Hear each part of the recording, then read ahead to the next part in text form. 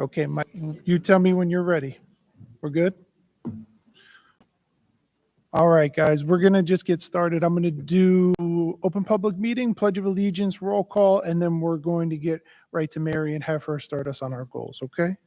So, New Jersey Open Public Meetings Law was enacted to ensure the right of the public to have advance notice of and to attend the meetings of public bodies, at which time any business affecting their interests is discussed and acted upon.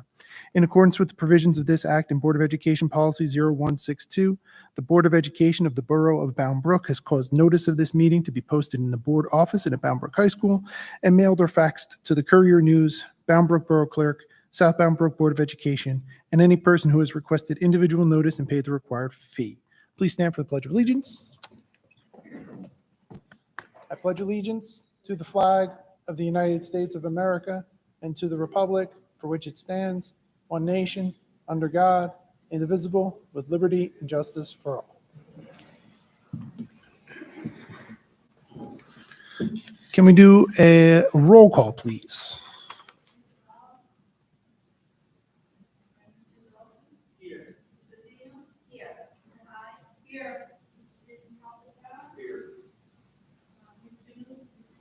Here.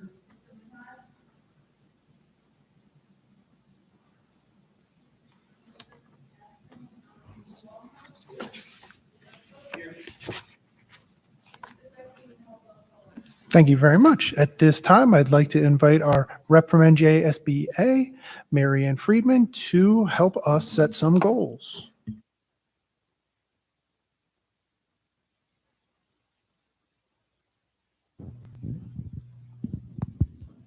Okay, good evening, everyone. It's a pleasure to be here. Thank you for inviting me in.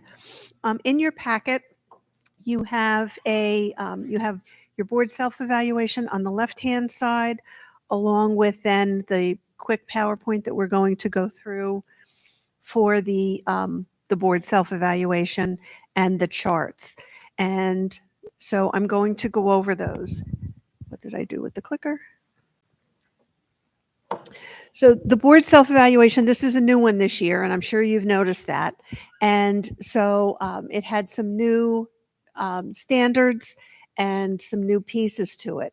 So your board goals for last year were to provide the support and resources necessary to achieve the district's strategic plan goals, support the exploration, expansion of new course offerings and extracurricular activities, support the administration in recruiting and retaining a staff that reflects our community, and then the Board of Education will strengthen communication with families and community members by forming an ad hoc committee. So those were your board goals for last year.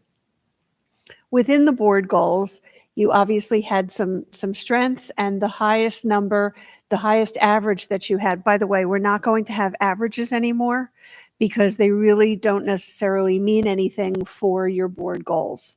Okay, it was put in there, and I met with our IT department yesterday, and I said, can we please drop those? Because generally when the board looks at averages in anything else, it's based on a 0 to 4.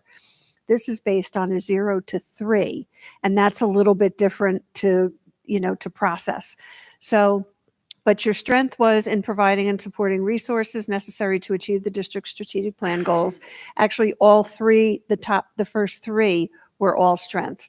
The one that you voted yourselves lower on in getting to actually put together was the strengthen communication with families and community members by forming an ad hoc committee.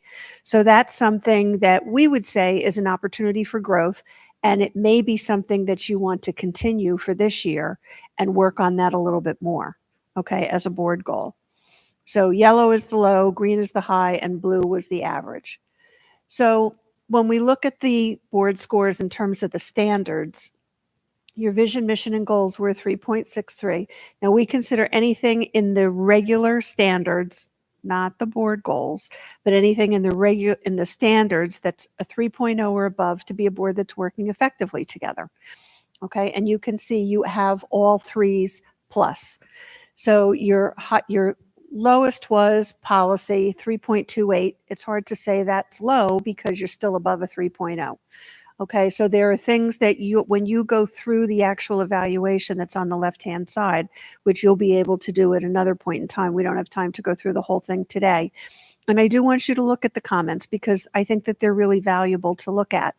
You'll be able to see what particularly was a strength in vision, mission, goals, what particularly was a strength in policy, what may have fallen a little below the 3.28. The accountability for student achievement was 3.38. Governance, team relationships, and accountability, 3.68. The highest was resource management and oversight, which is great. And community leadership was 3.54. And then your overall average in the standards was a 3.54. Also next year, because because this is a brand new tool. We've revised this and everything is different in it. So I met with the IT department yesterday and I said, everything that we do is with one decimal point. Can we please change that? That was changed this morning. If I had had my druthers and I wasn't bombarded this morning, I would have reprinted all of these for you so you could have seen what this would look like with just one decimal point, but didn't have that opportunity. So as an individual board member, all of these were above a 3.0, which is great. Your average over all of them was 3.68. That's really wonderful. Am I in your way? Okay. So the next thing that we consider are standouts or opportunities for growth. So in policy, the one thing that I think brought that down a little bit was encourages the development of regulations to guide policy implementation. So as you know, and you pointed out in your evaluation, the superintendent develops the regulations and then implements those. So I don't know if that is something, most of you did talk about that, but if that's the case, then that really should be above a 3. So just pointing that out. Okay, in terms of the board goals, there was something that had to do with the strengthening communication. That was a 1.78. Again, you're not going to see these averages next year, but you would see that 7 people, I think it was 7 people felt that that satisfactory progress was being made, and 2 people felt that little progress was made. So that's something that you may want to continue for next year. And then as individual members' contributions to the team, reviewing the financial reports and ensuring funds are used in an efficient and effective manner. That's a 3.2, which is still above the 3, but it's something that you may want to do. There were a couple of comments about board members really understanding the financial reports because they're very cumbersome, and they are. So that's something that, and I was going to say, because I didn't know that Mr. Gorski had retired, I was going to say that's something that Mr. Gorski can actually review with you. And you could also have in the interim while we're getting you a new field service rep, I would be happy to come in and work with your new business administrator to develop a program that we both could co-facilitate that would help you to understand those financial reports better and for me to be able to talk about the board's actual role in the finances. So that's something that we could do together if you would like to and if the board would like. Okay. So what can the board, so what you want to think about in terms of board goals is what can our board do to be more effective in our areas of responsibility? Should any of last year's goals be continued or any part of them be continued? Do we need to do anything with policy development or with policy revision? Is our governance structure working well for us? Seem to be from your board self-evaluation. Communications, that was one of the things that you had in the board goals also that was a little bit lower. What are our strengths? What do we do well? What do we need to improve on? And what professional development would assist us in meeting those responsibilities that we have? So these are some examples of board goals. Complete the superintendent's eval within the statutory timeline. Review our bylaws to review and revise to ensure they reflect our current practices. Explore ways for the board to improve communication to and from the community and about the district. So that's something that you may want to incorporate into board goals. And then become more effective advocates for public education through PD on advocacy. And so now I'm going to thank you for everything you do for your board, for your students, your staff, and your community. And now I'm going to ask if we flip to the other PowerPoint, because on the other side, did you, to the other PowerPoint that's goal setting, did you want me to go through district goals, or is that something that you're going to work with Dr. Freeman about? Because I spoke to him yesterday about bringing some ideas forth about the development of district goals that then could be a starting point for conversation. So I don't know if you want to do that or just go to board goals since we have limited time.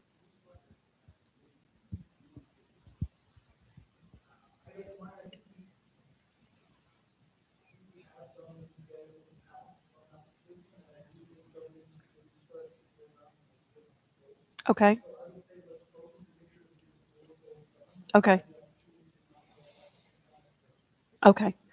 So you're probably very familiar with this because you do this every year. Why do we set goals? Because we want to have a course of action over the upcoming year. We want to identify those focal points that need laser-like focus by the superintendent and by the board. So I always, as I said to Dr. Freeman yesterday, I always talk to the superintendent and ask them to bring forth ideas that they have for what the district needs to be focused on in the upcoming year, because that's the person you've hired to make those decisions. And then it's a conversation because we do want it to be collaborative. So it's not just the superintendent. I never want it to be that the superintendent is bringing in district goals and saying, here, these are our district goals. I want the board and the superintendent to collaborate on those and to agree on them, because you need to know what you're going to evaluate the superintendent on in the spring, and he needs to know what you're going to evaluate him on in the spring. And as you know, the district goals are part of the evaluation process, and that's in statute and code that has to be in there. Okay. And then, what kinds of things are we doing to address learning gaps? These are some of the things that we talk about, what we've learned about culture and climate, mental health issues for our students and staff, and mental health needs, the need for communication and transparency. When you can have that transparency, there are times that you can't be transparent about all of the things that you're doing because they're not fully vetted yet, or they have their personnel issues or whatever. Recruiting and retaining highly qualified staff. That was one of your goals for last year. What is our funding impact on our planning and on our student achievement and on our curriculum and instruction? And then what is our parental commitment to the education of their students? We did find out a lot about most of these things during COVID. So it was one of the outcomes I think that we benefited from, because we learned about these when we hadn't necessarily thought all about them in the past. So it really is a stair-step model of responsibility. And in your packet, you also have all of your strategic planning goals in there behind this PowerPoint. So your strategic planning goals really are at the base of everything that you do. And those goals and goal statements and objectives are all in there on the right-hand side behind this PowerPoint. And then that informs your district goals and your Board of Education goals. So when you have a strategic plan, your district goals are pretty easy because they're generally going to flow from that strategic plan. Then it informs your Board of Education goals, your administrators' goals, department goals, building goals, teacher and classroom goals, and all of that leads to improved student achievement for all of your students. Okay? District goals have to do with program and instruction, staffing, professional development, facilities finance, often community engagement, things like that. Everyone owns the district goals once they're developed, but it's the superintendent's responsibility to get the work of the district goals accomplished. So to get those goals achieved, or as close as they can be to achieving. Then after you develop those district goals, the superintendent and the administrative team will put together the action plans. And the action plans are the how. So the district goals are what the board wants to see in the upcoming year, and the action plans are the how. The how is where you find the smart part of the goal most of the time. Okay, in business, it's a little bit opposite of that, but in education, so those of you who come from the business world are often saying, well, we need we need a goal, but it has to have all kinds of data in there and timelines and everything else. That's what the action plans do. And that's how the superintendent lets you know how he's going to accomplish that goal. I just want to make sure that everybody has one. Hi. No problem. Hi. You're welcome. So the superintendent determines with the administrative team how he's going to accomplish those goals. There'll be major activities that will be listed. Then it will be who's responsible for them, What are the resources that we need to accomplish those? What are the timelines for those individual activities? And what is our evidence that this activity has been accomplished? Okay, and those are all part of the action plans. The board then is responsible for board goals, and you can collaborate with these with the superintendent too, talking about how our governance structure is. Is it working well for us? What are our processes? Are they effective processes that we have in place and procedures? And then the board can work on the action plans for those. Okay, the action plans are not rocket science, and it's not brain surgery. It's just pointing out a couple of different items that you would like to see happen within a board goal that will lead you to accomplishing that goal. Okay. And I'm going to send you a sample tomorrow of those action plans and what an action plan can look like so that you can see that. And the board is really responsible for developing those action plans. So this is that cycle, and we're in the June to August, we're setting goals. Action plans are developed by the SUP and the administrative team. And then you're going to look at those results of the key actions that are in the action plans, those major activities. You'll evaluate the progress of those, establish periodic updates. I like November, January, March, and June. November is a good time to do it because it's the first one, and you usually have some people coming to your meetings in the November timeframe. And you want to see what was supposed to be accomplished by, say, November 15th. Has it been accomplished? If not, when can we expect it to be accomplished? January is a great time to do it because if you have new board members, it's good for them to see what your goals are, what you've accomplished thus far, and what's coming up. March is really imperative because that's when you're getting ready to sit down and do the superintendent's evaluation. So you want the superintendent to be able to provide you with a much more comprehensive update at that point in time so that he knows that you know where he is in terms of all of those district goals. And when you sit down to do the evaluation after he's dropped in the district goals and whether he feels he's accomplished those, whether it's satisfactory progress or little or no progress, and puts his comments in, you're not shaking your head saying, I don't remember when we talked about the district goals last, because that will be the third time you're speaking about them at least. And then June to wrap up the year. How did we do with everything? Is there anything we need to carry over? Is there anything that we need to continue to look at? So, and then by July 1st, you will have completed the evaluation of the superintendent's evaluation and have that all as a wrap, so to speak. So we set goals for all of these reasons. I think you know all of that. Whoa. That was a little too fast.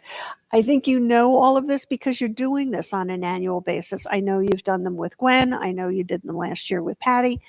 So these are all things that you know about. It helps you implement programs. It helps you stay accountable to yourselves. It helps hold the superintendent accountable to you, and it helps you hold yourselves accountable to yourselves with the board goals as well. Okay, so we know that effective school boards define clear goals and have high expectations and shared beliefs about what all students should be able to achieve, okay, and what's possible for them. So again, what should our focus be? Most dramatically accelerate student learning, all of these different things. And those are things that if we have some time, we'll talk about the district goals, but I'm going to go right to the board goals. Okay. So just to refresh memories, sometimes the mission and vision gets a little fuzzy. The vision focuses on tomorrow and it provides you with that destination. The mission explains how you're going to get there. Okay, so your mission statement: the Bound Brook Public Schools is a supportive multicultural community that provides an innovative and academically challenging educational program while offering a variety of extracurricular and social opportunities that encourage lifelong learning and citizenship. This is your mission statement. The vision of the Bound Brook Public Schools is to provide a comprehensive educational program that will do all of those things. That's what you want accomplished. Your mission helps you to get there. Okay. So the strategic planning goals that you had were student experience, facilities and finance, communications, community outreach and engagement, and recruit and retain staff that reflect our diverse community. And like I said, in your packet, you have a more detailed listing of what all of those what the goal statements were and what all of the objectives were. And then we usually talk about last year's goals. We don't ever want to have more than 5, okay? Because when you have more than 5, so that's what the action plans will look like for district goals and for board goals. You'll have the activities, who's responsible, what are the resources, what are the timelines, and what are the indicators of success. So when I first came to the association, we had a new superintendent. And I had to come off the board because I took the position at New Jersey School Boards. And so she called me when I was on my way into Trenton. I was using a Bluetooth, nothing illegal.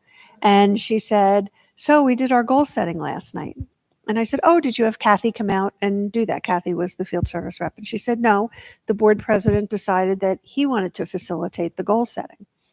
Knowing who that person was, I said, so how'd that work out for you? And she said, I now have 36 goals. So I jokingly say, as I backed my car out of the tree, I did not plow into a tree. I said, you can't have 36 goals. If you have 36, you can't focus on any one particular things. And you have to run the district on a day-to-day basis also.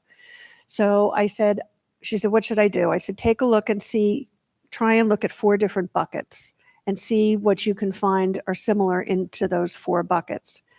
She called and I said, and then develop an overarching goal statement. She called me back the next week and she said, I did what you said. I now have 4 district goals. I have a bunch of objectives, but I have 4 district goals and I can work with that. And I'm happy and the board is happy. And I said, okay, that's perfect. Because when you have that many, you really can't focus on any one individual thing, much less operate the district on a day-to-day basis. And you have a fairly good sized district. So what can our board do to be more effective in terms of policy, in terms of your governance, ensuring comprehensive curriculum and instruction, communications, enhancing your governance skills and performance, professional development for the board? Okay, we often forget about ourselves when we're talking about professional development. And what can we do to support administration to achieve the district goals as well? You had in your goals for last year to provide the support and resources necessary to achieve the district's strategic planning goals. That's awesome. You could technically continue that goal forever. Okay. Then you had support the exploration and expansion of new course offerings and extracurriculars, support the administration in recruiting and retaining a staff that reflects our community. That's huge also. That could also be a forever type of a goal. And then the Board of Education, oh dear, will strengthen communication with families and community members by forming an ad hoc committee. So those were all goals from last year. Is there anything from last year that you would like to continue in this upcoming year? Recording. And then one comment platforming off Mary Ann's, which is number 1, I think is great. And it gets us tied back to the strategic plan goals. Reading the strategic plan goals, it seems like what we did was for 2, 3, and 4, we picked out things within each of those groups that we thought were the most important and raised the profile.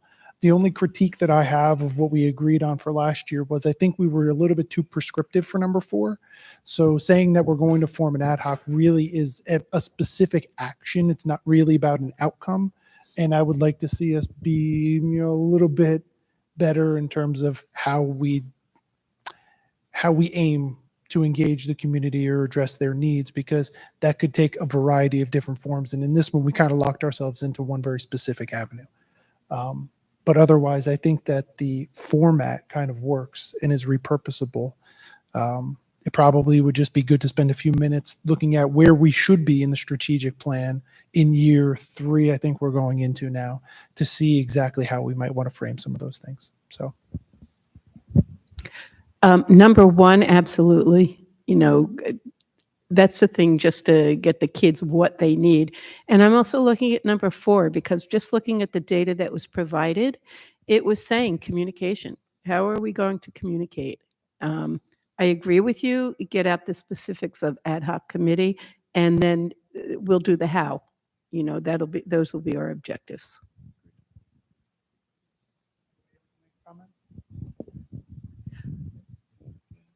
I also think I get to sing too, right? Number two, I'm just really so happy with what we have done to just really support, what's been going on in the schools and really looking at what the teachers have brought to us as this would be a great club, this would be a great, just things. And also from Robin with curriculum, it makes me feel very, very proud, really.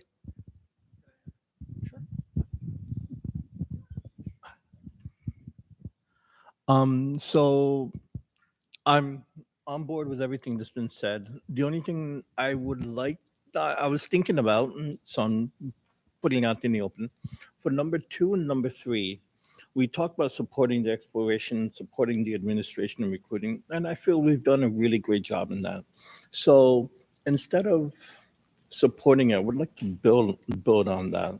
So maybe to reword it or to rephrase it, and that was strengthening and the expansion, or maybe strengthening the course offerings that we currently have. Because we've done a lot, and we even have a new one that's on the agenda for today that I'm sure you guys have noticed. So that's what I think what we may need to do for 2 and 3. And I agree with your comment about the ad hoc committee. Let's take that out and we can focus on the how. But everything else I do agree on.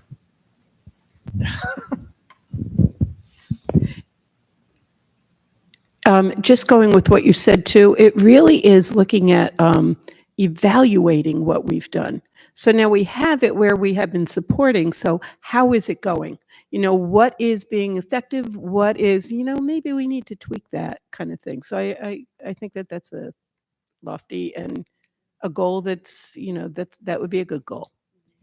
So what I'm hearing is that number 1 could be to continue to provide the support and resources necessary to achieve the district's strategic plan goals. The second one could be continue to support and expand new course offerings and extracurricular activities.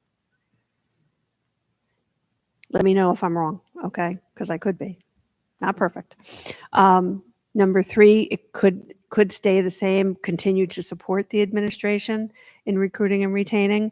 And number 4 could just be the board strengthen communication, continue to strengthen communication with families and community members.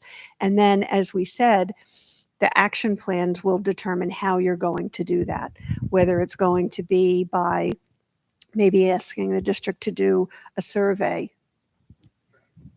Did I do that? That was exactly what I thought of. Did I do that? But then the action plans will include the steps that you're going to take to do it, and you can put in timeframes for those and what would be the evidence. Some of those things. So if you wanted the superintendent in the district to put out a survey to community members and stakeholder groups, how would you, how do you feel we're communicating with you? Is it positive? Is it, lacking? And how would you like us to communicate with you? Because, some people may, and you may need to use multiple forms of multiple, outlets for that.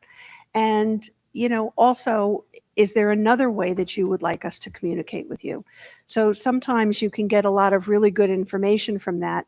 Surveys are always going to be that the board would be asking the administration to put those out, though. The board doesn't put those out themselves. Okay. Just to build on a couple things, I think number 1 is broad enough to support a lot of things. For the communication piece on number 4, I'm wondering if we can, whether it's through the goal or the action plan, identify that communication is not just us to the community, but the community to us. So can we say something that will pursue new avenues to expand communication with the community, not just to the community, but with. How about two-way? Yes. And not to, be, a contrarian, but also something for us to maybe discuss is, do we want to have something that directly reflects student achievement? So, for example, could we say something broad like, measure the success of the instructional program and identify opportunities to improve it. Not that we have to put a particular number, but something that directly relates to the achievement outcomes. So I like that idea, and I would take it one step further without specifying the measure, just saying that we would seek to measurably improve the student academic performance. And then we can fill in the blanks later, whether that's number of kids that get 4s and 5s in the AP test, it's the high school graduation rate, it could be, NJSLA scores, it could be our internal benchmarks. But I like adding something for that, yeah. That's a little bit more of a district goal than it is a board goal. I mean, you're ultimately going to do those things by doing all of these things, but in terms of, are you okay? Okay. I saw a flash of pain. I just wanted to make sure it wasn't the conversation. As long as it's not the conversation that's painful. Okay. The superintendent is responsible with the administrative team in terms of, increasing student achievement. So that would be a district-wide goal. You would be able to support the improvement of student achievement by support. And again, that's by supporting and providing the resources necessary to achieve the strategic planning goals. You could wrap that right into there. I have something for number 2, which was the support, exploration, and expansion of new course offerings. Okay. Could it be continue to support the exploration, expansion, and evaluation of course offerings? Does it have to be new, or do we want to look at? I think it's kind of the evaluation of what is working, et cetera, to gather information on, is this something that's, productive and that we want to continue with? Yeah.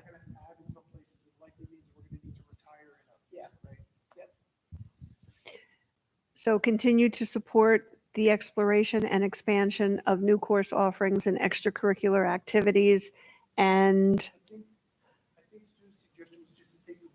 Take the word new out. So that we can make it Looking at all. okay.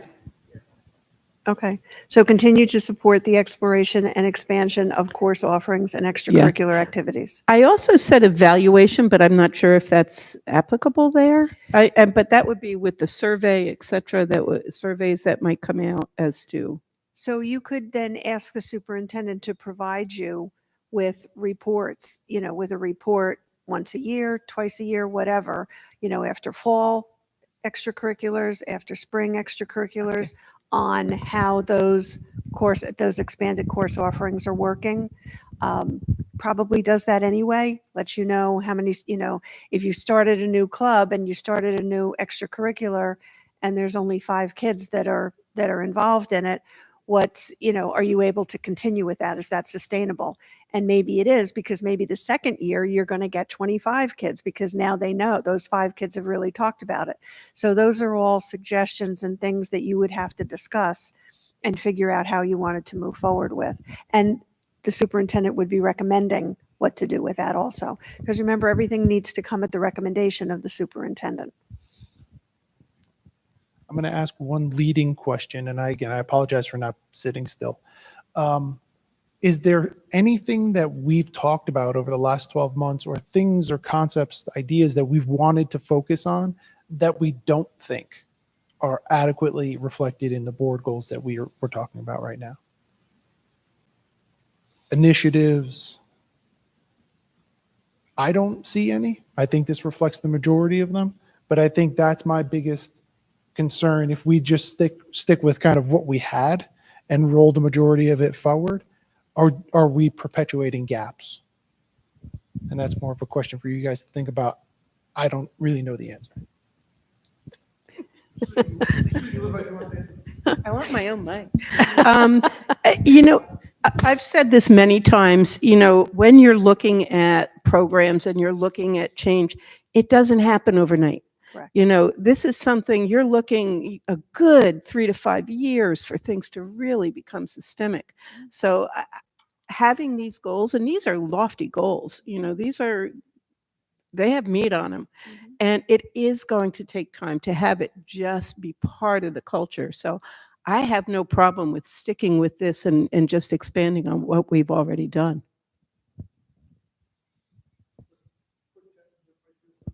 So let me tell you what I have. I'm sorry, did you have something?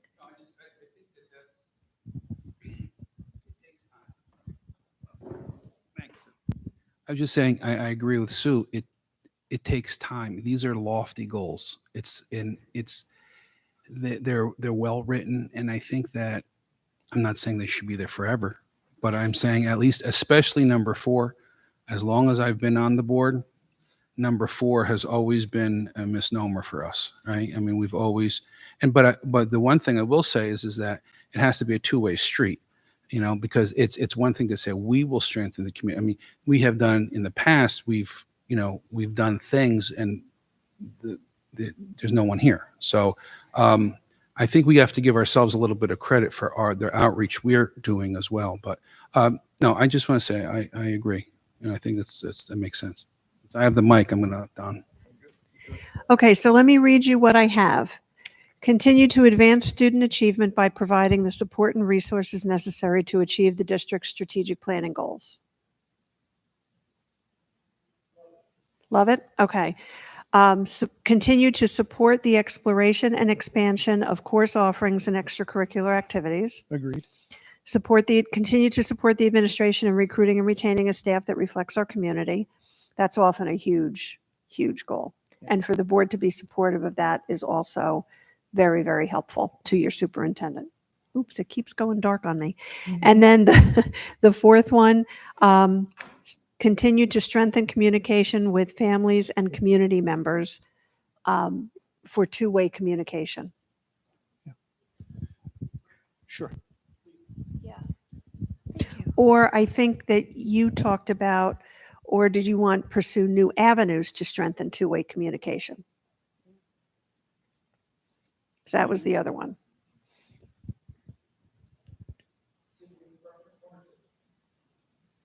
I mean, I think if you leave it broad, it gives the administration a lot more latitude in how to achieve the goal. Right, because even the work that we're doing, parents were, everything, the website, things like that.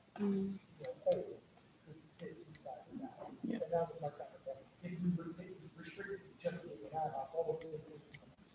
Yeah. So you like the pursue part? Pursue new avenues to strengthen two-way communication with our community and stakeholders? And I think that gives us, I don't want to say an outlet, which we can make our best effort, but in order for there to be communication, it has to be something. So we can control the part that we're responsible for, which is making an effort to encourage it, continue to have it. But at the end of the day, if it's ineffective, it may be because people are interested in us. That's a different issue. I have a question. Sure. Do we feel like there's a need for reprioritization of these goals? So if 4 has been identified as an area of growth, would we want to maybe move 4 to number 1? Is that relevant? Does it matter? Or does the public see 1 as what we're thinking is the most important to least important out of the 4? In my experience, no, but you could have that experience here and I wouldn't know that. So they can be bulleted instead of numbers if you wanted. And that would make it, so that each is equally important. We could do that. Yeah, that seems good. Okay. So I have one comment and then one question. The comment is, we were able to obtain our master board certification last year, but we know that we have no intention of stopping on continuing education. We haven't identified what that course of study is going to look like or how we're going to get there. So as a board, I think it's one of the things we have the most control over, and it probably should be represented in our goals in some way, shape, or form. Continue board professional development through NJSBA's Academy program. Great. And then my question actually is for Nick. Has Southbound Brook set their goals yet? Okay. Is there anything that you're aware of that's related to Southbound Brook that we should be considering for inclusion in ours at this time? Okay. And if that changes, we figure it out from there.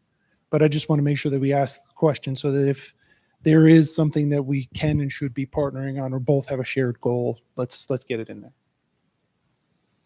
So now you have 5. 5. There you go. Maxed out. Maxed out. Dr. Freeman, you good? Okay. Everybody's good?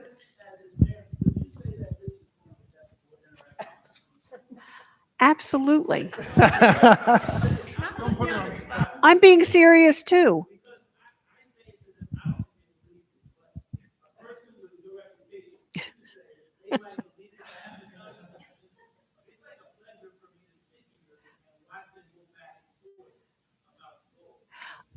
I understand and I agree because a lot of times we go in and we work with boards and we talk about these things and it's absolute quiet. We don't get any kind of input. And then it's us talking and trying to get something that we can start to see heads nodding. And that's when I usually say to a board, okay, if I don't see heads going like this, I'm not leaving. And eventually you're going to want me to go home because you have a meeting to do. So, but no, and just even with the board self-evaluation, these numbers are very, very high, folks. They really are. They are showing that you are working effectively together. And to say that one is lower than another when it's still a great average is, kind of hurts my heart a little bit because I don't want somebody to think that this is, oh, this was the low score, this is bad. It was the lower of the scores, but it's still above a 3.0 and significantly so. So that's why, it's easier for me to come in. And I love it when you guys do the work because they're your board goals. They're not my board goals for you. And I hate having to, put things out there as board goals when I know that sometimes they're not. They shouldn't be from my lips. They should be from yours. So the fact that you want to, revise these a little bit shows that the intent is still there to accomplish those things, but we want to continue to do those things and we're going to, whip it up a little bit. So I think that that's great. So I will type up I have no idea what time it is because I don't have my watch on. Okay. So those were some examples of board goals that we talked about in the previous PowerPoint. I will put together these. So your next step, and I'll put together a memo. So I'll send that to you tomorrow. It'll be tomorrow afternoon. So the next steps is the board's going to develop the action plans for these goals. So under the professional development one through NJ's Board Academy program, what you'll want to do is maybe think about a couple of different programs that you'd like NJSBA to come in and provide for you. Okay. And then when you'd like to do that.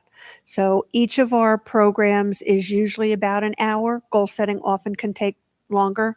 But you guys are so seasoned at doing this. It didn't. And so you'll get a credit for tonight and then you'll develop those action plans. Then you're going to implement the action plans. You want to be able to adopt your district and your board goals at some point in September. You should see the action plans the superintendent administrative team put up, maybe October for that. Okay, giving him some time because it's almost the end of August. So give yourselves some time for that also. You may want to do the action plans through committees and see what, people want to do. Sometimes a board will say, I'd like the chairs of our committees to meet and come up with action plan items for these things. And then adopt those district goals and board goals at a meeting. And then in November, you want to be able to report out. And I always really, really, really recommend that the board reports out the same night that the superintendent is reporting out. This is not going to be, a half-hour PowerPoint by either of you, just, this is what we've accomplished thus far that we meant to accomplish, what we had indicators for, and this is what's coming up next. Our next review of this will be in January after reorganization. It's a great time to do it, and for the board to do the same thing. We're not talking about a half-hour, update, but that way your community members know, those of you who are here and those of you who might be watching, know that not only did you take the time to come in early to do this tonight, but and you're focused on it, but that you're still focused on it in November, in January, in March, and in June. And you want to make sure that you're maintaining that focus, and that helps you do that. When I first got on the board in '99, We met with our field service rep. She came in and we developed district and board goals. We had a new superintendent, so we did all of that. She came back the following year and asked how the superintendent did toward the district goals, and he reported out on those. And then she said, and we developed new district goals with his input, obviously. And then she said, how'd you do on the board goals? And all 9 of us looked at one another and said, and we're like a little frightened. And she said, do you know how you did towards the board goals? And I think I was the one who said, we haven't talked about them since last year. So she said, are you going to now focus on these? Because otherwise, why are we going to take the time to do this tonight? Why waste your time and my time? So we promised that we would. We developed action plans for them. They were exceptional, in my opinion, not because I was part of developing them, but because we really went through step by step what we wanted to do with each goal to be able to show that we were accomplishing that. And when she came back the next year, we were able to say, yes, we were able to accomplish 2 of our 4 goals. 2 of them we'd like to continue with because there's still work to do. But what we had in our action plans, we did accomplish. So now we just need to take it the step further. Okay? So that's my story.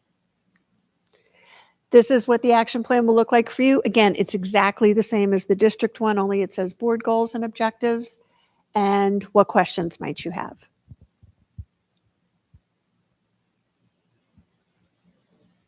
Okay, please take the time to look at that, review that board self-evaluation. I think it's going to give you a lot of good insight into the good work that you're doing. There are some things that were mentioned in there about challenges that you may want to take a look at and address, and those you can do anyway. The thing that I wanted to mention on the charts too, because the charts are different this year.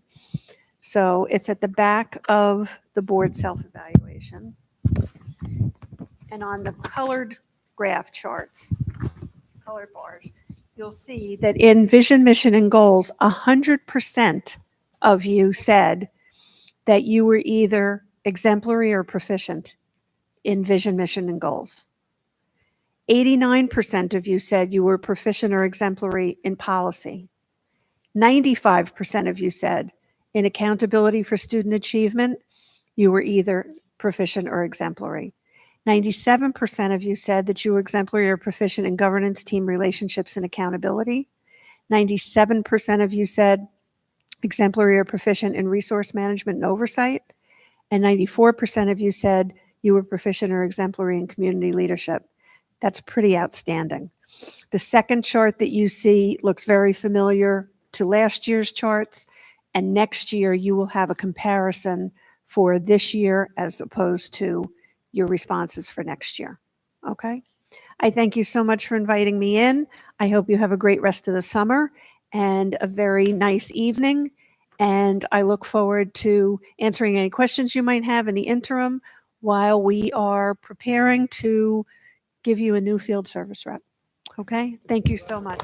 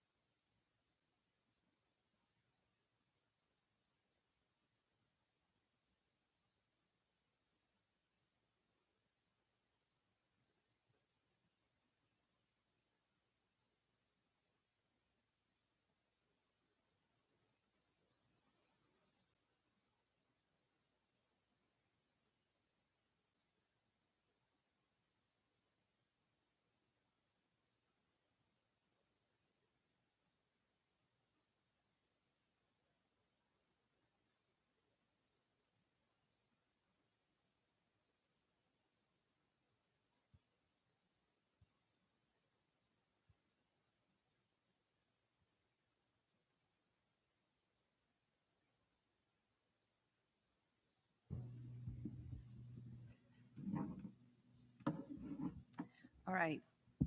Is this good, Mike, with the phone, with the microphone? Is it good? It's on. Can you hear me now? Okay. Yes, yes. All right. Well, good evening, everybody. I am here excited to present to you the access reports and do a comparison over the last 3 years. And I hope that you enjoy it. I know at the educational committee meeting, I started doing this. I changed some things around, so it's going to look a little bit different. But I'm excited to present our results for our students. So just a quick reminder, the Access for MLs is a English language proficiency test that New Jersey has adopted as our state assessment for English proficiency. So once a year, between probably the beginning of February and the end of March, all of our multilingual learners are required to take that test. Even the students whose parents have refused services need to take the test as well until they exit out. The purpose is to monitor the student progress in English language proficiency and also to serve as just one of the many criteria that we have to look at to determine if a student is ready to exit the program.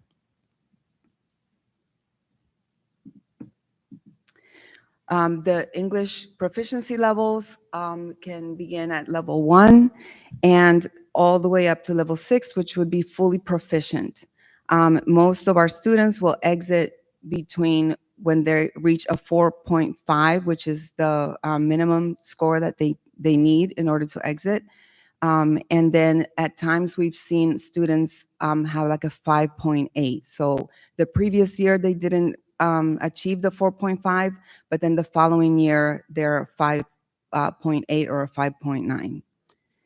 So depending on the student, they can make different types of gains as far as their language proficiency. So let me see. The proficiency is measured in reading, writing, speaking, and listening, the 4 domains.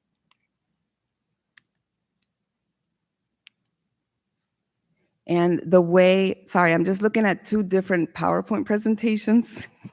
So I'm just trying not to confuse myself. So with the 4 domains, the way that the scores are calculated is 15% is attributed to their listening score, 15% to their speaking score, 35% in the writing, and 35% for the reading, which makes up the whole access score for the students.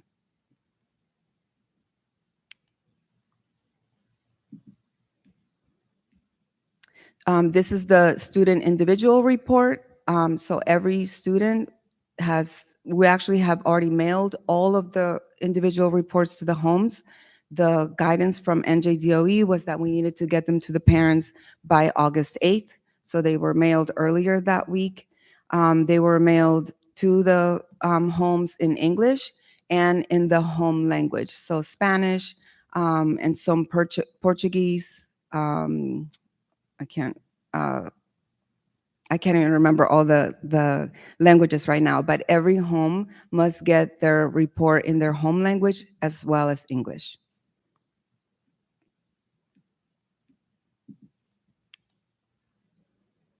From that score, we get a document or we can get data that is called the can-do descriptors, which gives us a picture of what the student can do at each of those proficiency levels across the 4 domains.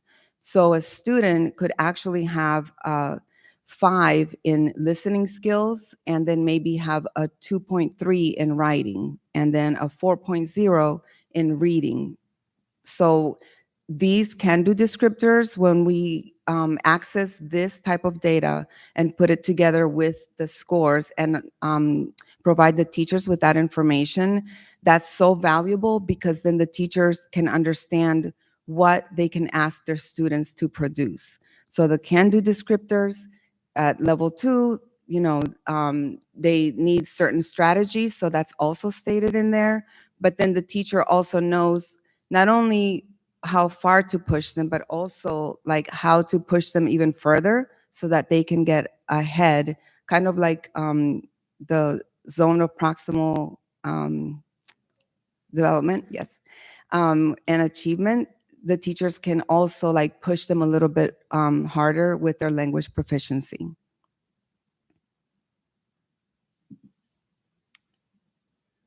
So these are the number of students across all of these years. Last year at this time, we had 644 students. This year, as of last week, we have 676 identified multilingual learners. We do have 70 students currently on our WIDA screener to screen, which have been screened. We've screened many groups this week.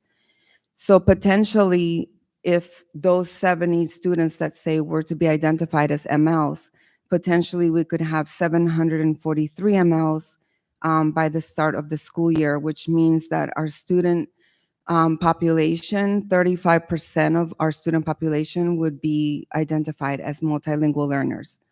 Now, what we're seeing as far as like, because this number, even 70 students, is a little bit surprising in present times, but what we are seeing is that not only are students from other countries coming in, but also from other states and from other districts in New Jersey. So we have a lot of students that were already identified in other districts as MLs, and then they're moving into our district. So it's a combination. Normally, you wouldn't see that many students coming in from other districts. So that is why, like, to some of us, that number, even 70, might be a little bit surprising. But that's the makeup of that number. Yes.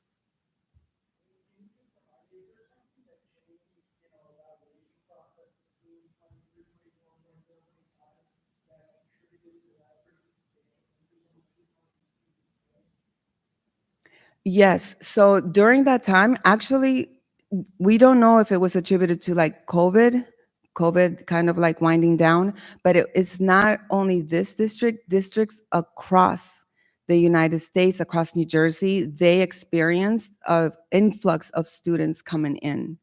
So I think as far as like identifying the students, I think this district had pretty much identified the students.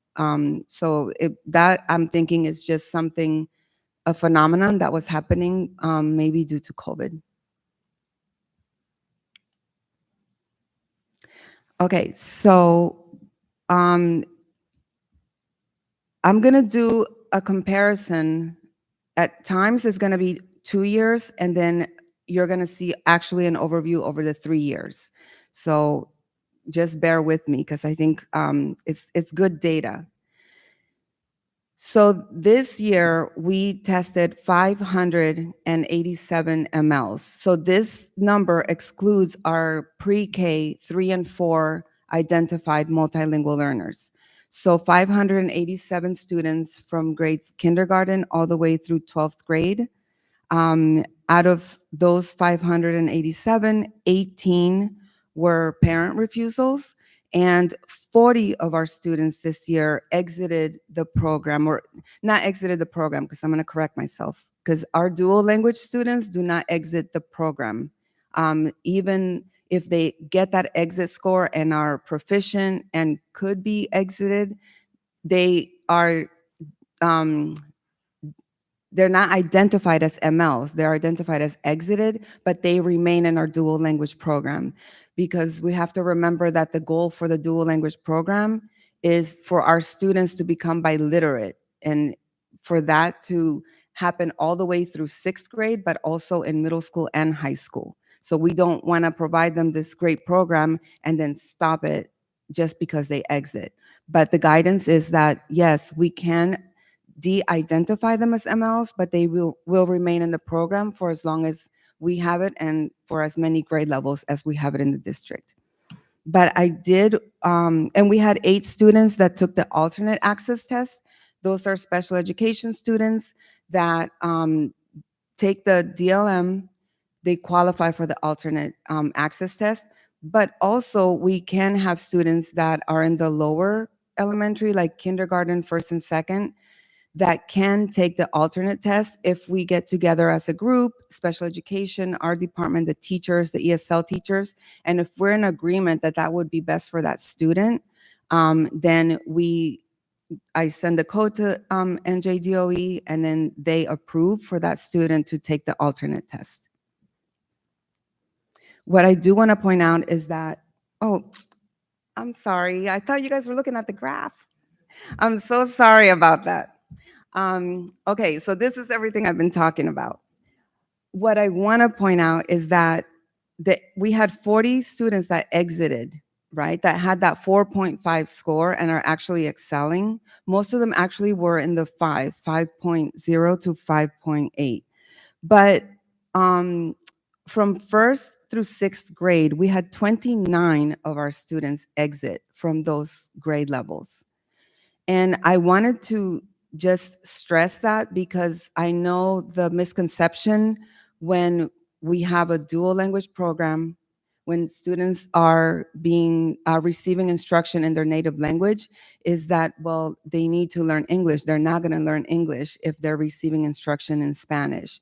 But 29 of our elementary students exited the program. That means that the research does show that the more proficient the students become in their native language, the quicker they're going to pick up that second language. So I was just really, really happy to see this number because it's just more data to show that we are doing the right thing for our students. So these are our students that, not just those students, but the dual language students, that's why they can excel even higher than expected when they get to the upper elementary, then the middle school, and then the high school. So 3 of our exited students were from the middle school, and 8 of our students were from the high school. Any questions about this? Okay. So I'm going to share with you just an overview of the access results from 22 to 23. And this was before we implemented a full-time bilingual program here in Bound Brook.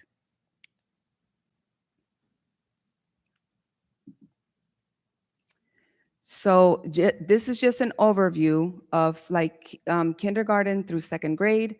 You can see that at kindergarten, they were emerging. And in grade 1 and 2, they were developing.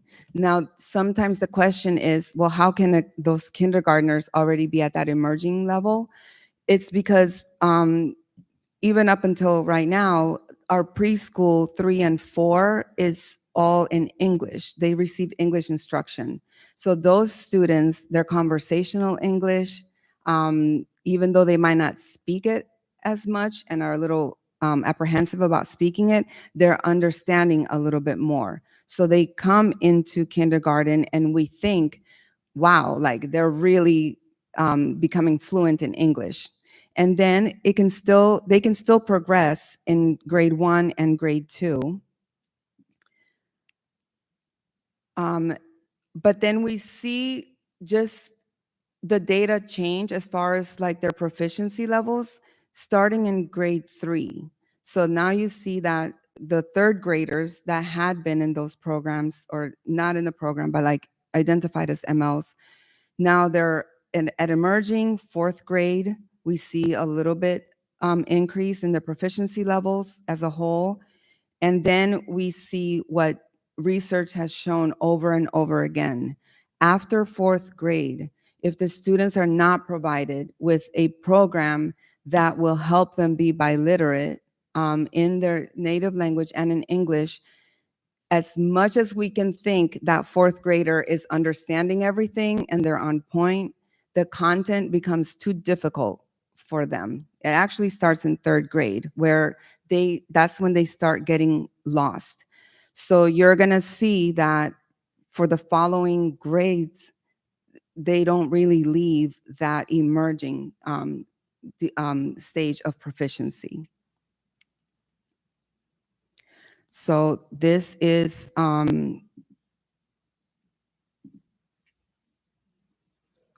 what, 7 through 12?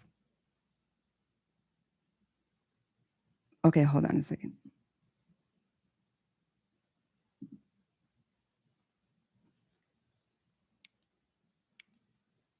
Nope.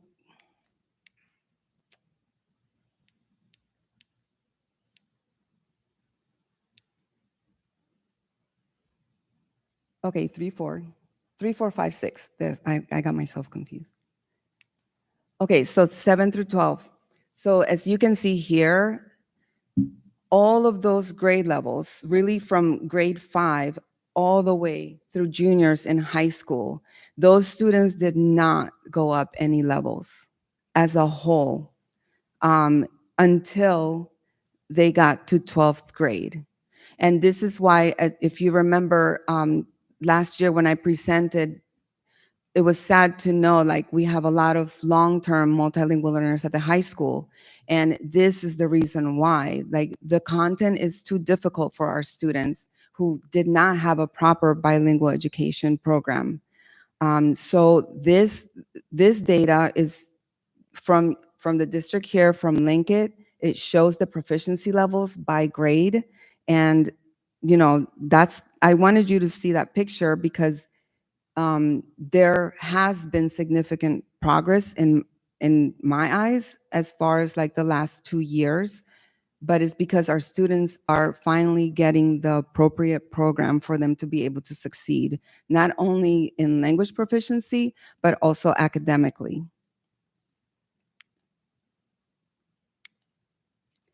So this data is a little bit different than what we just looked at, because this data shows this year, this past spring, and then the first year. So 23, 24, where those kindergartners now in 24, 25, this past spring, were in first grade.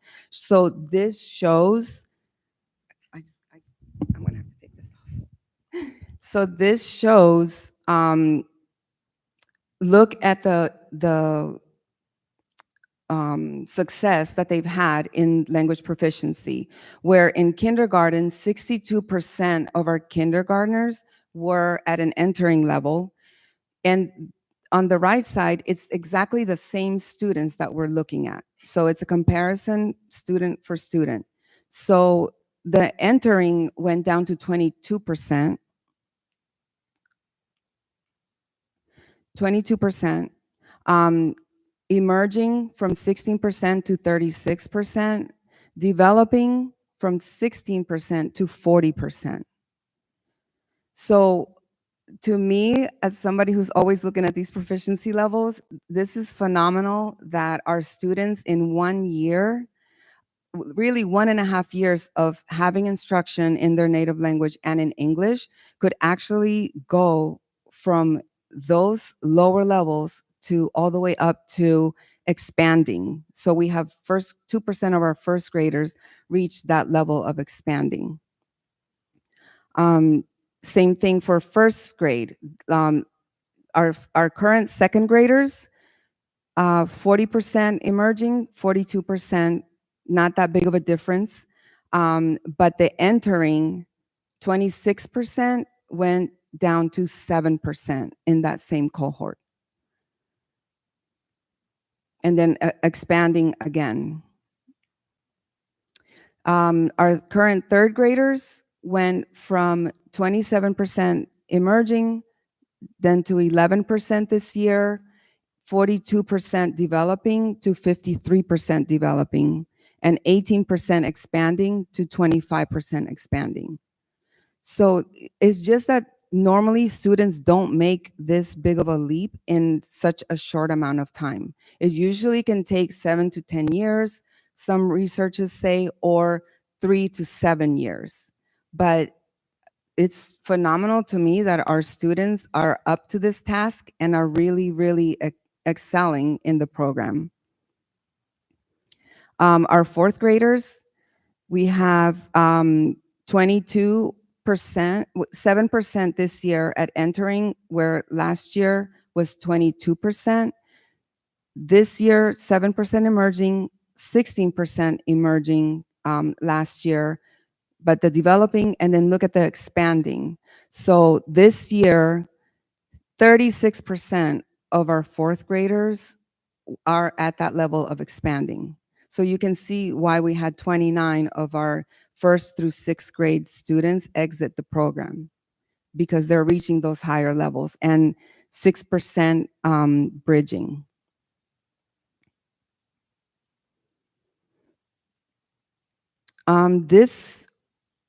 The 3% are at the entering, where last year it was 10%. And then 53% are at that expanding level, which is a 4.0 to 4.9. And last year it was 39%. And actually, the last year's is still pretty good for a first year program, right? So I think that's what makes this more phenomenal, is that they did have a lot of gains the first year, but now 2 years into a program, it's even greater gains. So this kind of looks a little bit, the same. There's a few percentage points here and there, but the entering 8% went down from 19%. Seventh grade, it kind of just looks a little bit similar. This is where we see, like, sometimes our students are going to struggle, especially because, remember, at the middle school and the high school, we don't have a dual language program. So this year, seventh graders, 51 are developing, but last year, with 1 year of bilingual education, they were at 43%.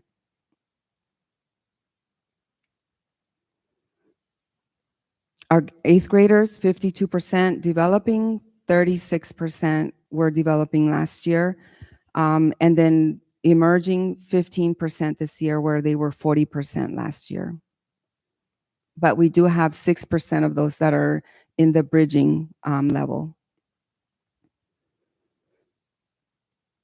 Our current ninth graders, 50% of them developing, 30% last year were developing, 20% emerging, where last year it was 40% emerging. And then we do see some of, like, the 3% that are bridging, which are probably those students that did exit at the high school. 10th graders, there wasn't really that much movement. But we have to keep in mind that this is where we did have a lot of newcomers last year at the high school, and also is where the long-term multilingual learners are. The first graphs that I showed you from 2022 to 2023, this is what, those students, this is actually, they have increased their proficiency, but not as much as we would have liked for them to increase it at this point. And 11th grade, we have 19% of the 11th graders this year that were fell into the expanding proficiency, where last year it was 3%, and 19% emerging, last year 12%.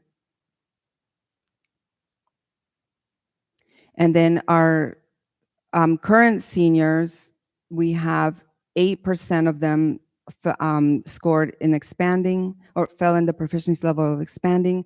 Last year there was 4%. The entering, 42% last year, and then this year's 12th graders are 38%. So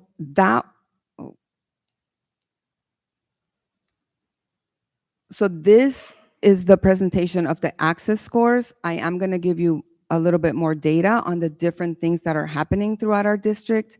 But before I do that, are there any questions regarding the access reports? Any questions or comments? Thanks.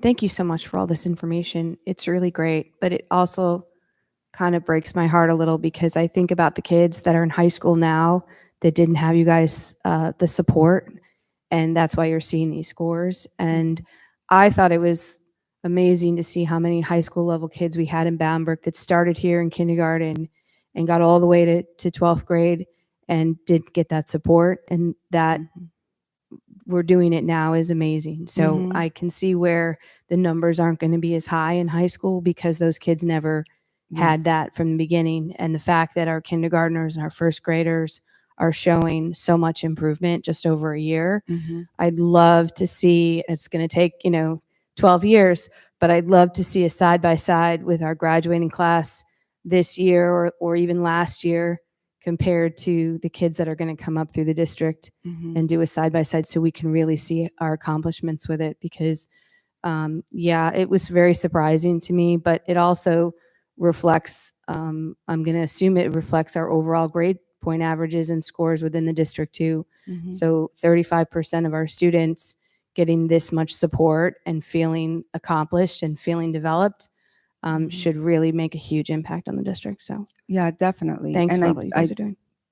you're welcome. And thank you for saying all that, because we know that that is where our heart breaks, is at that high school. But we also have put in a lot of supports, and you're going to see also this year, it's going to be a little bit different for our MLs at the high school. So I'm excited that you're going to be able to see that as well.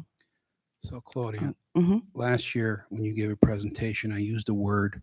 I'm going to use it again. Humbled. I'm humbled at the progress that our kids have made. I think when I look at these numbers, you're advocating and you're giving a voice to those kids. Those kids are kids, Mhm. and you have every right to be proud, and your staff is phenomenal. And we Yes. are truly, truly lucky to have you and to have this program, because when we look at the numbers, it's, a chain is only as strong as its weakest link, right? Mhm. And we're pulling our kids, they're all together, and that's what I like to see. And you're giving a voice to people who have not had a voice. So I want to say phenomenal work. Keep up the great job. And Thank you. I think I can speak on behalf of the board to say that we are extremely, extremely proud of you and your department. Thank you. Thank you so much. We all want to comment. Oh, I'll wrap up the comment. Okay. So sorry about that. Mhm. You had mentioned 18 kids, their parents sort of refused the program. Mhm. And I go back to one of our board goals we just talked about earlier about communication. And I feel like this might be a really big area that we can, as a district and a board, really influence our parents and our community to not walk away from this, to take it. It's not a punishment. We're not punishing our kids by supporting them, and I'm not quite sure, maybe the parents aren't understanding, or they have their own self confidence that it maybe it reflects on their confidence level a little bit. So if maybe we can put something together as a community, a communication from the district of take it, it's proving successful, and your kids are only going to be better from it. Yes, definitely. Thank you. I just want to build on some of the comments the other members have said, and on behalf of the board, I hope that you and your teachers know how proud we are of the work you're doing, and just to underscore a couple things that I think might illustrate that a little bit. Just 3 years ago, those of us on the board were told that things like a dual language program wouldn't work in Bound Brook. They weren't possible. We can't do that here. And you've totally changed that perception. And if anybody's tried to ever learn a language other than English, or if English is your second language, it takes most people 6 or 7 years, right? And if you ever heard me try to speak Spanish, you probably say I need another 6 or 7 years.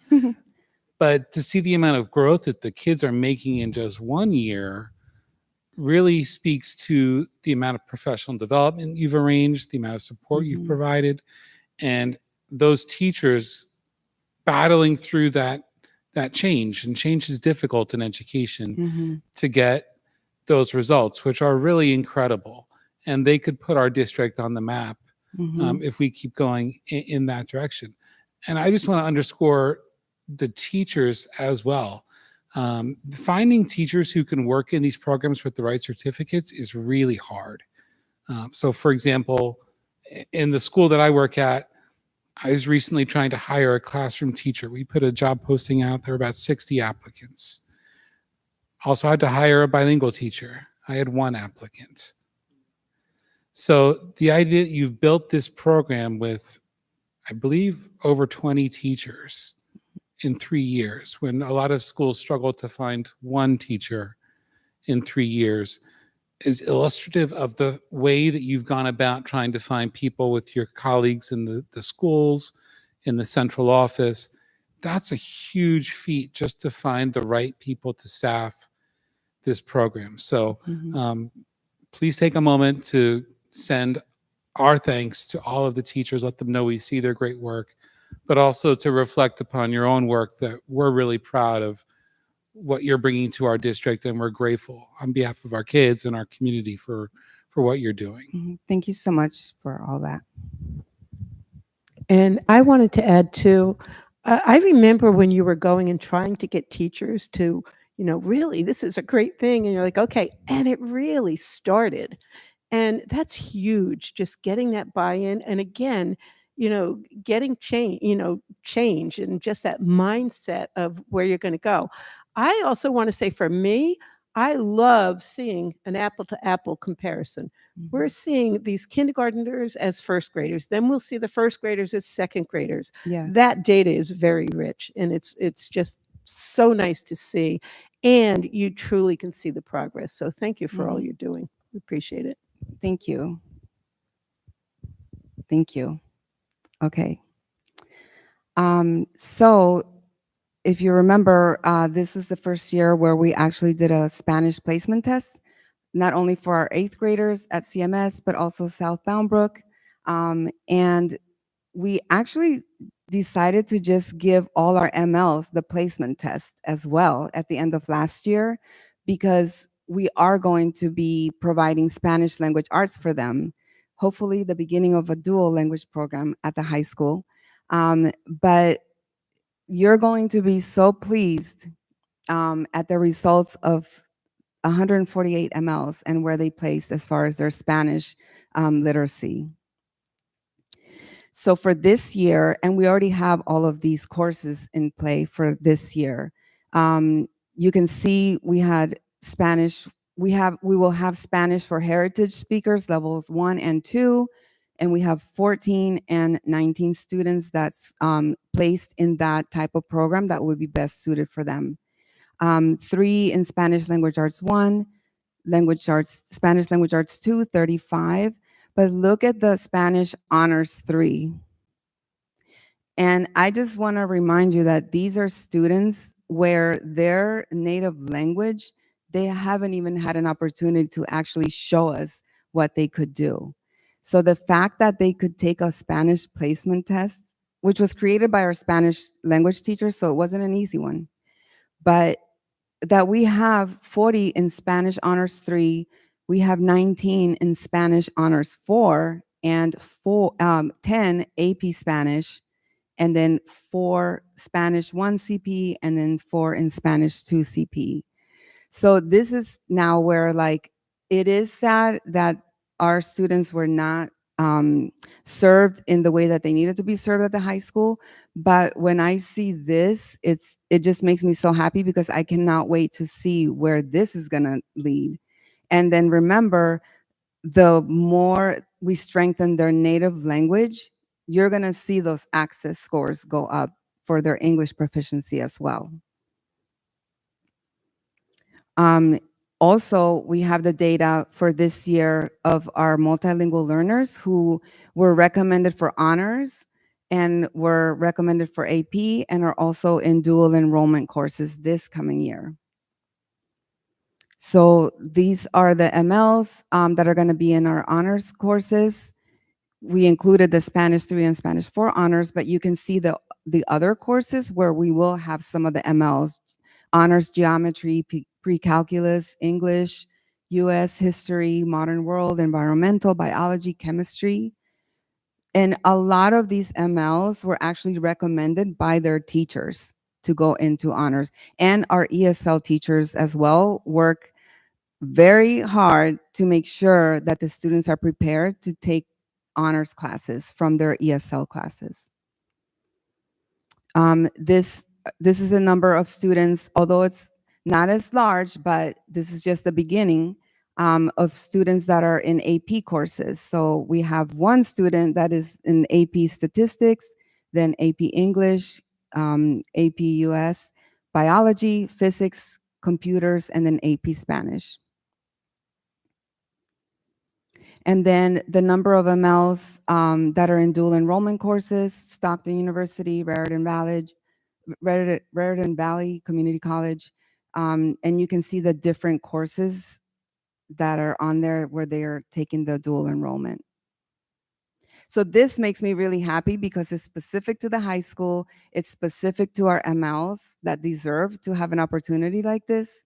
So I hope that that gives you a little bit of, happiness, because I know it's sad to see sometimes the data. But I'm very excited for our high school, for our whole district, but specifically for the high school, to see what these students are capable of doing. So in closing, everything that you see in red is what we're going to be implementing this coming year. So for pre-K, we met as a team and we decided that it would be best for us to start this coming year, to start the dual language program at pre-K 4 and start it in January, where hopefully we'll have enough classrooms. But then we will take September through December to take that time to make sure that our preschool teachers are totally trained in dual language immersion. So I think that that's a great plan. We all felt really good about it. And then we will continue with the K-6 full-time dual language. And at the middle school, we are going to have Spanish language arts, which will be given by our world language teacher. We're going to provide that to our 7th grade dual language students, because last year at the end of their 6th grade, these students were wondering and asking their teachers, wait, what program are we going to have at the middle school when we leave here, when we leave Smalley? So we heard them. This is what happens with dual language students. They just start thinking and they advocate for themselves. So we're happy that we're going to be able to provide that for them. And then for our ESL program, we will have the ESL levels 1 through 3. So we will have an advanced ESL at the middle school for the first time. And we also will have the integrated English language arts levels 1 through 3 as well. And then that will put them in a path for success once they get to the high school. And then at the high school, as I mentioned, we will have Spanish language arts 1 and 2 for our MLs, and then the Spanish for heritage speakers levels 1 and 2. And we'll continue with the high intensity ESL for our students. And then I just wanted to give you a quick overview of the staff. So we have, as of right now, 14 bilingual Spanish world teachers and some independent world teachers there. We also have 7 English world teachers in our dual language program. And for our ESL staff, we have 13 ESL teachers from grades K through 12th grade. And world language, we have 7 world language teachers, one of which is French. So we're going to continue with the sheltered instruction training for our new teachers who newly hired for this year, as well as keep training the current staff that has been here in the district to make sure that every single teacher, especially at the middle school and high school, are trained in sheltered instruction training so that they can make that content comprehensible for our MLs in general education courses. We'll continue the dual language training. We actually, today was the second day of dual language training for our newly hired teachers. So it was Monday and today with Dr. Willem. So it was wonderful to see those teachers, 3 of which Robin and I actually interviewed on the spot when we went to the career fairs last I think it was May and June. So it was so good to see them there as well. And one of my biggest goals for this coming year is the increased parent engagement. Last year was a little bit difficult because of current situations happening. But I'm hoping that this year we're going to be able to reach those parents. And like you were saying, because of the success of the dual language program already, hopefully that will motivate them to want to get involved more in education. So the goal is to have the bilingual parent advisory committee established again, and then to offer at least 3 parent workshops throughout the school year for our multilingual families. And that's it for the presentation. So, any questions on the second half of the presentation? No? Are you a little happier? Okay.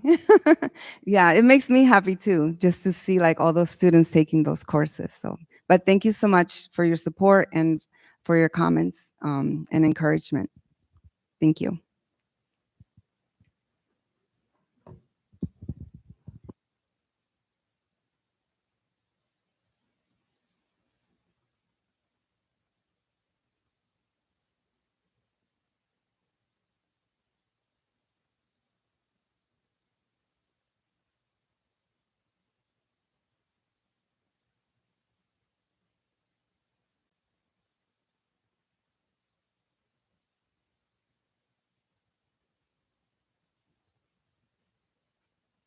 So since I saw Don make his way for the exit, and we've been going now for probably close to 2 hours, why don't we take 5 minutes for anybody that needs a break and get settled, and we'll reconvene.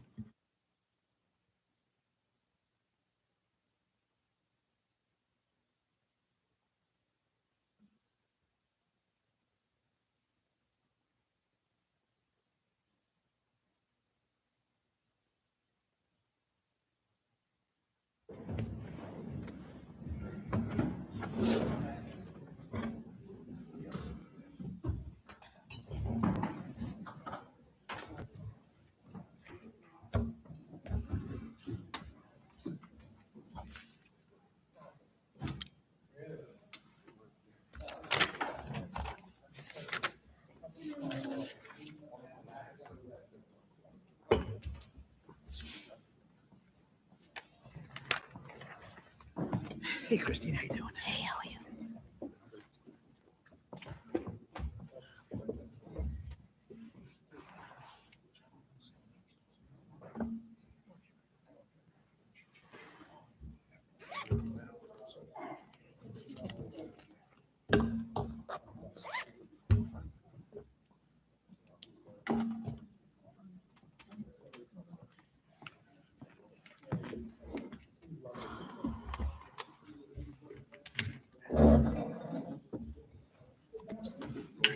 What are you doing? I don't think we have a lot of public comment today.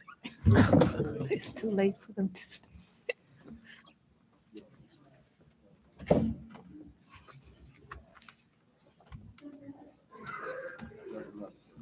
Do you know if we have our executive session today? Yeah, should be pretty short. Oh. Yeah, there's no HIB, so it should be real short. Oh, okay.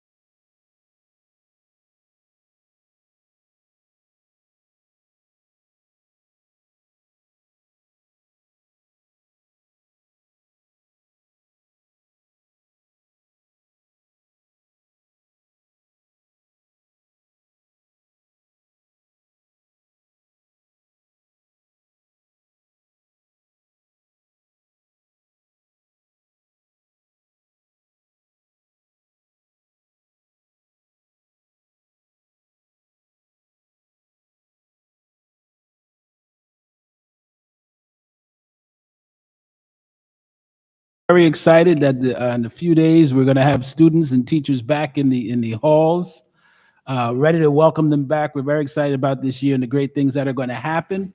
We also have on August 30th, we have our community day where we're partnering with Middlesex to have a backpack giveaway. We're also going to have activities for students, face painting, games, food trucks, everything you can imagine for a fun day to try to get the community together to come out. We're going to try to make it an annual tradition where we start the year off celebrating and having a good time with each other before the year starts. So if you can, please join us. We realize it's a little late notice and it's on that weekend. However, great opportunity to get a free book bag and some supplies as well as have a good time. Excellent. Thank you, Dr. Freeman. Our student board member, Harrison, is not with us this evening. He actually sent his regrets earlier and also gave an update that there wasn't much to report since school is currently out of session. So looking forward to having him back and hearing his first report in the month of September. That's going to bring us up to committees. Mr. Dawson, you're up first for education. I will keep it brief for the board. Our committee spent some time with Dr. Heisman reviewing the presentation that we just received as a board. So obviously very exciting work. We're going in a great direction with our multilingual kids and the world language program within the district. So we're all pretty excited about that and can't wait to see what next year brings. Excellent. Thank you, Mr. Dawson. Any questions on Education Committee? All right, we're up to Governance Committee in place of Mr. Bowell. I believe Ms. High will be giving an update. Okay, I too am going to be brief, but I think you beat me, Sid. In the committee the past, when we met in the first week in August, we really went over general policies and regulations, and it really went from a number of things. There were 8 policies that were reviewed. And it went from, number of board members, terms, board elections, this public school choice, mandated curriculum requirements, et cetera. And yes, even the use of sunscreen, that is a policy. And then it was very specific to the business administrator. There were also 8 policies. And it just was, the school accountants, the auditors, being peer reviewed, just legal services, et cetera. So we just went over everything that was mandated and the regulations, and those are all on the agenda tonight. And that's it. Any questions regarding Governance Committee? All right, let's stick with Ms. High for HR. Okay, this one, we have our spreadsheet that has all the positions that we need and the leave replacements, et cetera. And it really is, I say it every time, it's a living document. There were 19 positions that needed to be filled, and that has been whittled away. There are a number of new positions on the agenda tonight, for the, actually for all schools. Very excited after that presentation to now have a new Spanish teacher coming. So these are all good things that we're excited about. Also on that, in our committee, we went over the job descriptions for an assistant BA, just looking at the revision of qualifications, just to have somebody who would be coming in and just have a very wide, broad knowledge. One of the things, we were looking at specifically was their work with grants. This is just very, very helpful with getting things moving along. We also looked at the cheerleading, because we had a group that really has grown, tremendously. And this is considered a sport. So there was a sidebar agreement. That too is on tonight's agenda, and I'm very excited about this because this started from a very small group and just has expanded greatly, and it's just so nice to see the kids getting involved with these things. And that's it from me. Thanks, Sue. Any questions regarding the HR committee? Hearing none, we're up to Mr. Zupko for operations. Well, unfortunately, or fortunately, it was one of the longest meetings we had, the operations meeting. So there was a lot of good stuff that we spoke about. So I'm going to try to keep it as quickly as possible. So we spoke about a couple things. The first one was the preschool modular site permit. We had a deficiency letter.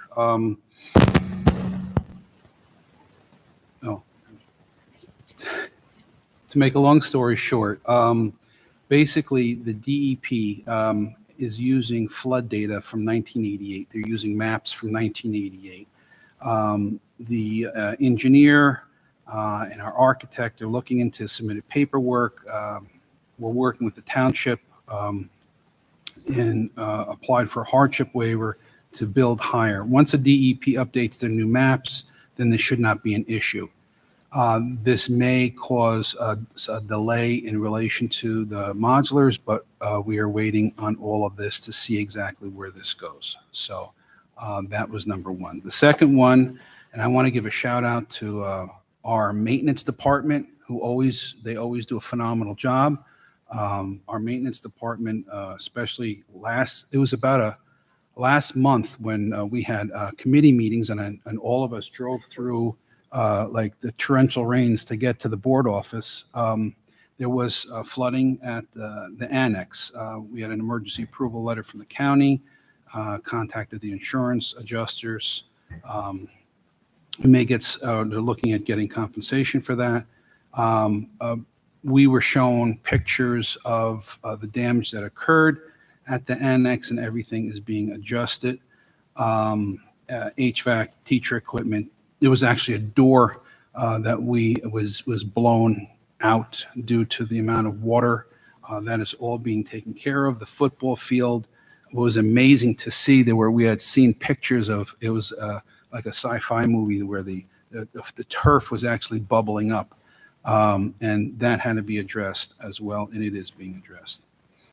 We also talked about shared services with South Brook in relation to transportation, snow removal, and we're going to be having there's going to be some possible meeting dates to discuss those services a little bit more in depth. Talking about, I'm going to steal a little thunder from Sue about the assistant BA position. We're looking, updating a job description for that, for the business office staff, and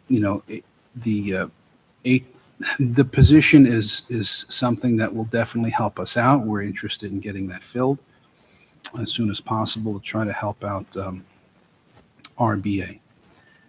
Talked about some health insurance. Health insurance was a big topic. Health insurance is going up everywhere. There's increases 15 to 25%. We were looking at different options for different companies. We talked about various claims that were submitted and how we're adjusting and dealing with that, dealing with possible consortium that would help cut costs. So the administrative team is doing a phenomenal job in looking at alternatives to help out our teachers and our district. Custodial services, we're back with Pritchard. That is something that hasn't changed. So we have our custodial services set. And we also talked about public relation firm to take a look at where we are and where we need to go. We talked about our current public relations firm and other firms that could possibly guide the district in the future in different directions.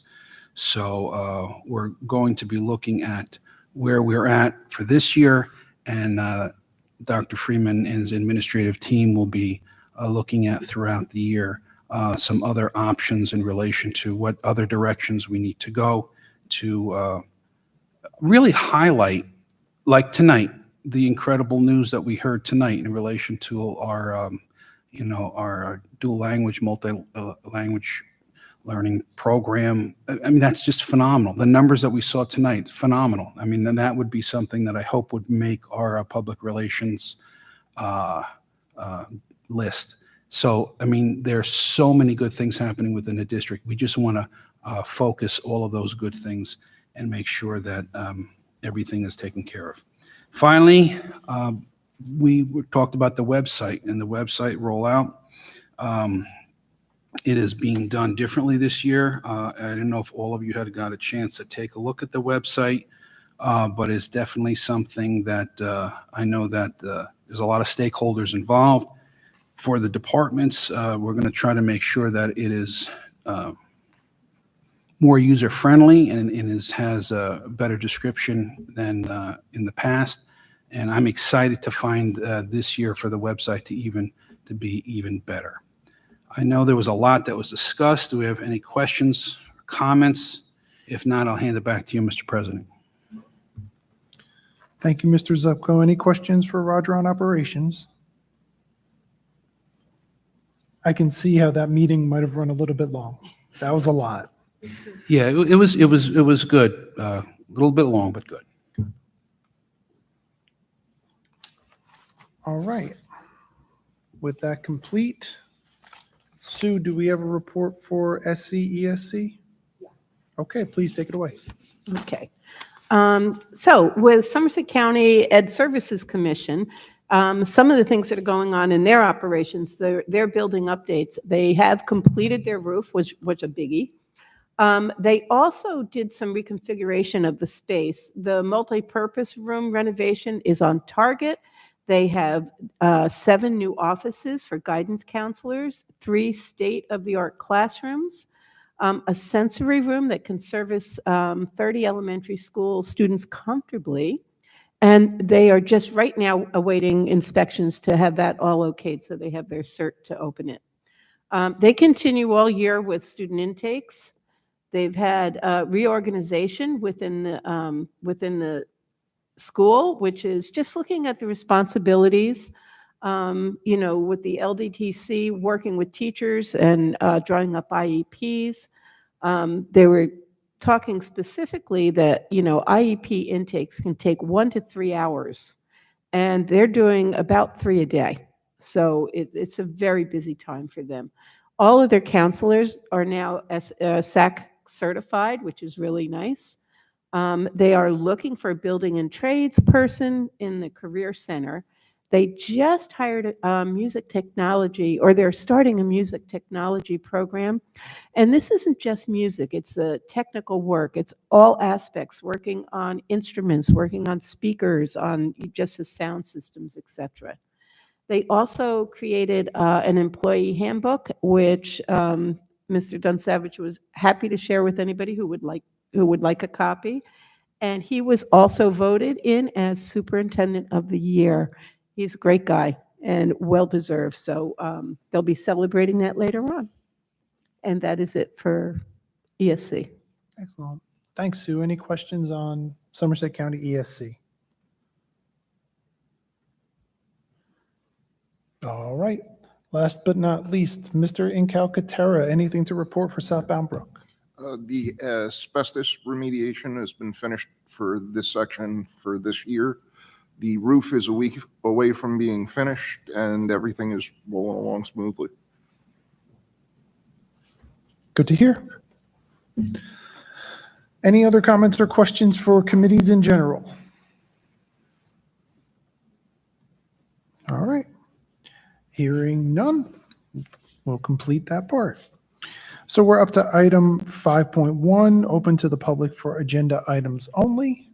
It doesn't look like we have anybody here, but we'll offer, if you do want to make a comment, come down to the podium, record your name, address, and affiliation, and everybody has an opportunity to speak, and please limit comments to 3 to 5 minutes. Great. Item 6.1, be it resolved that the Bound Brook Board of Education, upon recommendation of the superintendent, approves the meetings of the minutes of the following meeting, regular meeting minutes from July 23rd, 2025. Can we have a motion? Thank you, Mr. Dawson. A second? Second, Ms. Guzino. Any discussion? Hearing no discussion, can we have a roll call, please? Yes, Mr. Dawson. Yes. Ms. Gazino. Yes. Ms. High. Yes. Mr. Incalcatara. Mr. Januzzi. Abstain? Mr. Minhas. Yes. Ms. Wilson. She's absent, I'm sorry. Mr. Bowman. Yes. Mr. Zupko. Abstain.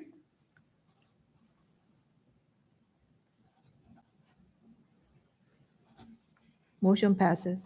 Thank you. Item 7.1, be it resolved that the superintendent recommends for approval the resolutions as outlined in district personnel resolutions 7.2 through 7.57. Can I have a motion? Motion. Thank you, Mr. Zupko. A second? Thank you, Mr. Incalcatara. Any discussion?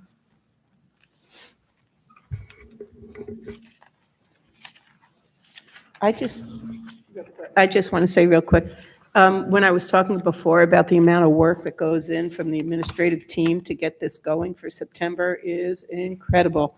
So to see all these, the new hires, just very happy to see this.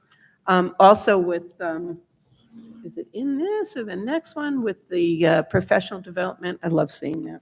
I'll tell you, I was so impressed myself with the fact that our administrative team did a lot of professional development, several days, but they were still able to get back and fill some of these crucial positions. But we hired today 2 very crucial positions, which prevented us from having to make a bunch of serious schedule changes. So I commend them for that. And tonight you guys will have the next couple of days off. Thursday, Friday, Saturday, Sunday, you have those days off. All right, for that extra work. But I appreciate you. I just wanted that to be known. Well said. All right, where are we at? I had one more thing. Sure. I really, really enjoy seeing when we have the student teachers come in the mentoring. That's such an important part, for us to, I'm so happy that our teachers are receptive to having having these students come in really to learn how to be a teacher, to see that and to see it with the different universities. Thank you. I just love seeing it. And I'll just add to that, maybe this is the night to give all this praise away, but Robin worked really hard because we had gotten to the point where we weren't getting student teachers. And that was a pool for us of people that we knew, who we saw their performance, so it was easy to hire them. But she talked to Rutgers, she talked to different universities, and now we're back up to a significant number of student teachers who we will eventually be able to hire as our permanent teachers. That's great. You picked the right meeting to attend. Kudos. Nice job. Any other comments or questions? I think we're still in section number 7. We are. All right. Ms. Lee, a roll call, please. Yes, Mr. Dawson. Yes. Ms. Gazino. Yes. Ms. High. Yes. Mr. Incalcatara. Mr. Januzzi. Yes. Mr. Minhas. Mr. Volmer. Mr. Zupko. Yes. Motion passes. Thank you. Item 8.1, be it resolved that the Bound Brook Board of Education approves the resolutions as outlined in district education resolutions. These are items 8.2 through 8.35. Can I have a motion? Thank you, Mr. Incalcatara. And I have a second from Ms. High. She'll finally get one. Open for discussion. I can't stop tonight. Oh, okay. I'm so curious because I want to see the handbooks. I love seeing those, and like the one from ESC, that too. So if we can get a copy of that, I'd really appreciate it. Okay.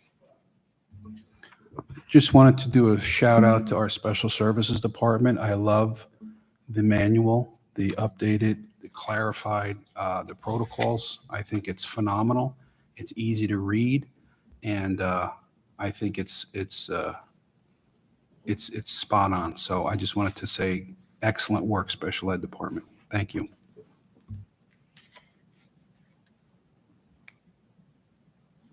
I'm going to ask a question, but hopefully the answer is correct. It looks like our planning for social events and class trips we're a little bit further ahead of the curve this year than we have been in the past. Anything you want to add about that, or maybe just throw some kudos to the team for, getting us further ahead in that cycle? It's part of part of just the development of the district, the business department and the coordination between the schools in terms of asking to get those things on, making sure we have things appropriately funded, make sure we have the transportation. So the team worked really hard in unison to kind of get those things on as soon ahead of time as we can. And obviously did a pretty good job of it because things are on very early this year. It's great. Hopefully it makes it easier for everybody throughout the year too. Absolutely. Any other comments or questions on Section 8? All right, hearing none. Ms. Lee, can we have a roll call, please? Sure. Mr. Dawson? Yes. Ms. Gazino? Yes. Ms. Hai? Yes. Ms. Incacatera? Mr. Januzzi? Yes. Mr. Minhas? Mr. Volmer? Mr. Zupko? Yes. Motion passes. Thank you. Item 9.1, be it resolved that the Bound Brook Board of Education approves the resolutions as outlined in board action resolutions. These are items 9.2 through 9.30. Can I have a motion? Motion. Thank you, Mr. Dawson. A second. Ms. High? Second. There we go. Any discussion?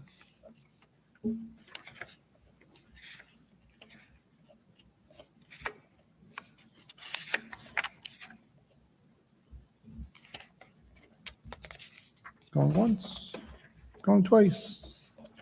I just saw this now. We wanted to thank the donation that we received for the backpack and the gift card. We really, really appreciate it. Thank you so much. Yep, absolutely.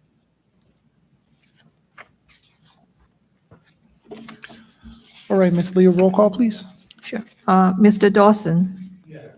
Ms. Gazino? Yes. Ms. Hai? Yes. Ms. Incacatera? Mr. Januzzi? Yes. Mr. Minhas? Mr. Volmer? Mr. Zupko?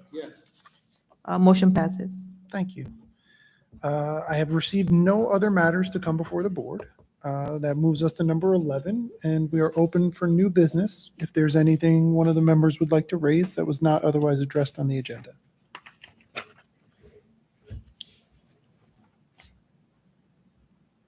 All right.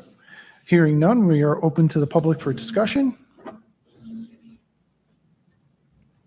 There are no members present, so we will move on.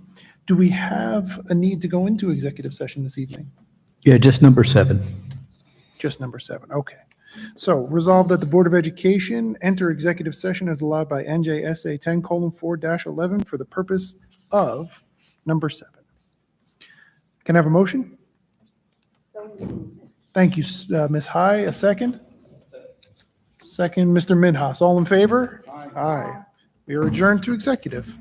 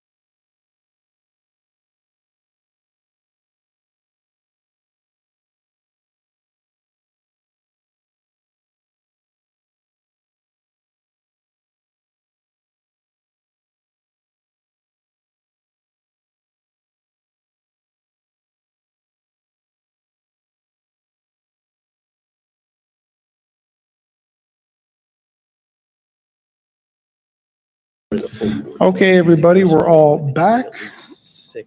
Returning from executive session, since we have nothing to move in items 14 and 15, we're skipping right to 16.1, and I will entertain a motion to adjourn. Thank you, Ms. Guzino, a second. Thank you, Mr. Incalcaterra. All in favor? Aye, we are adjourned.